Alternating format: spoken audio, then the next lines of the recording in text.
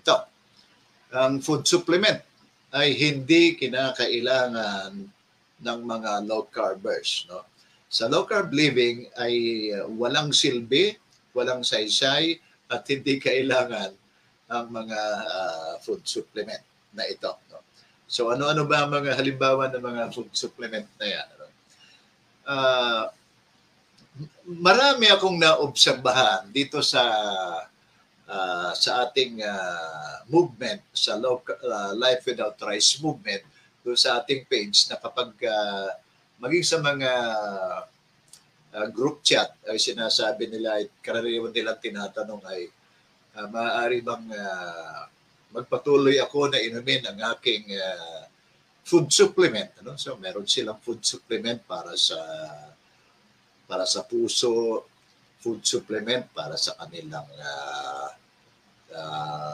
blood pressure, para sa kanilang gout, para sa kanilang immune system.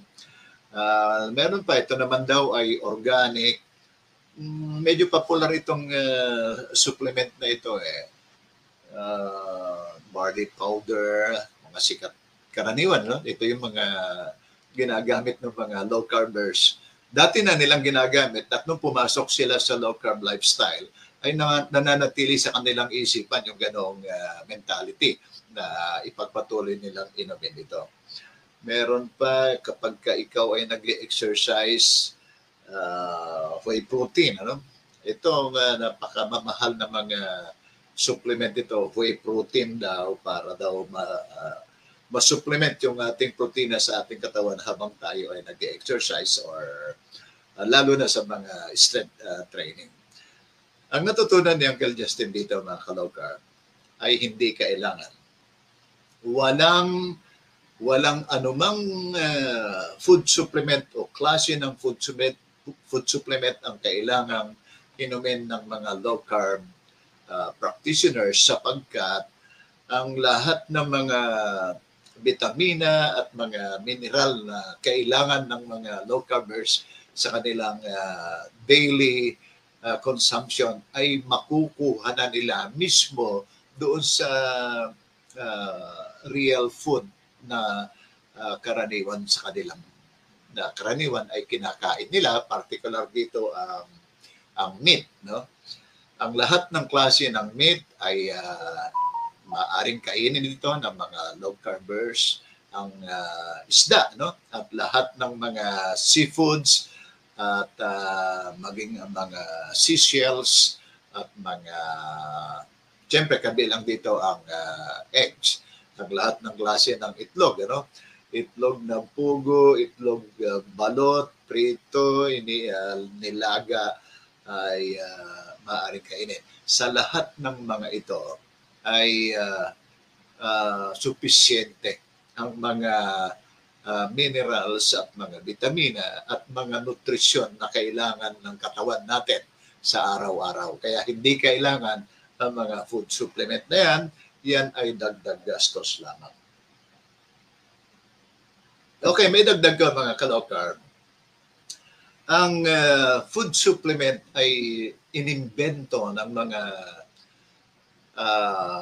particularly ang mga big pharma para manatiling dependent ang mga mamamayan o mga pasyente doon sa kanilang pag-inom ng ganitong mga di umanong food supplement kahit sa tunay na nakabuluhan nito ay wala silang siguro gahibla ng buhok ang makukuha nilang nutrisyon lamang doon sa isang botelya ng food supplement na iniinom nila o sa isang box ng mga whey protein o kaya barley grass na iniinom nila ay mga gahibla ng buhok lamang ang maaari nilang makuha ng mga sustansya kung meron man. So, iyan ay hindi kailangan. Kung ikaw ay nananatili, sa katunayan ganitong aking analysis mga ka-low carb, no? Ang mga food supplement na ito ay nababagay lamang sa mga carb eaters. Sa kanila bagay ito. Pero sa mga low carb eaters, sa mga low carb living, ang lifestyle ay low carb, hindi ito kailangan.